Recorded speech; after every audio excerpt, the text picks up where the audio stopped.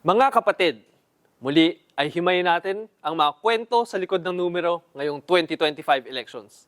Ngayon ay titingnan naman natin ang nangyaring botohan sa Cebu, kung saan ito ang pinaka-vote-rich province. So, mag-drill down tayo sa Cebu at makita nga natin na pagdating sa pagka-senador, number 1, si Senator Bongo with 1.8 million votes na sinusundan ni Senator Bato de la Rosa with 1.6 million votes. At yung top 5 nga nila, Jimmy Bondoc, Rodante Marcoleta, Camille Villar, lahat ng ito ay kaalyado ni dating Pangulong Duterte.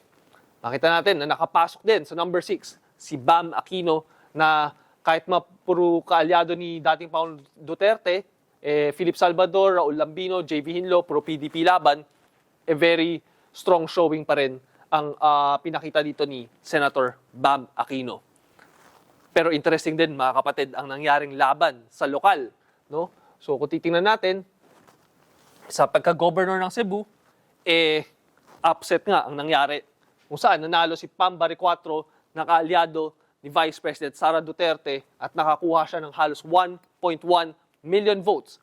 At ito ay may katumbas na 350,000 votes na kalamangan kay current Governor Gwen Garcia na nakakuha ng 750,000 votes.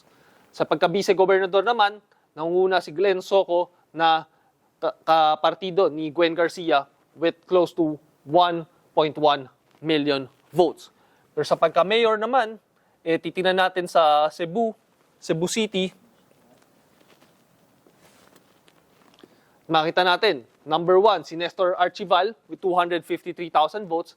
At pumapangalo nga dyan si Raymond Garcia with 175,000 votes.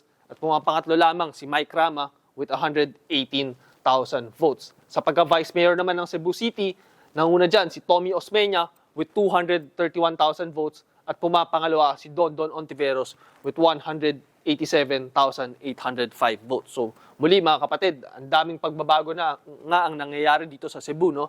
Sa Cebu City in particular, kung saan it's going to be Archival Osmeña who's going to be leading Cebu City moving forward. So muli mga kapatid, pagdating sa Cebu, nag-dominate ang PDP laban mula sa pagka-governor at sa mga senators na nakita natin at napag-usapan kanina. And bakit importante ang Cebu? It is the most vote-rich province.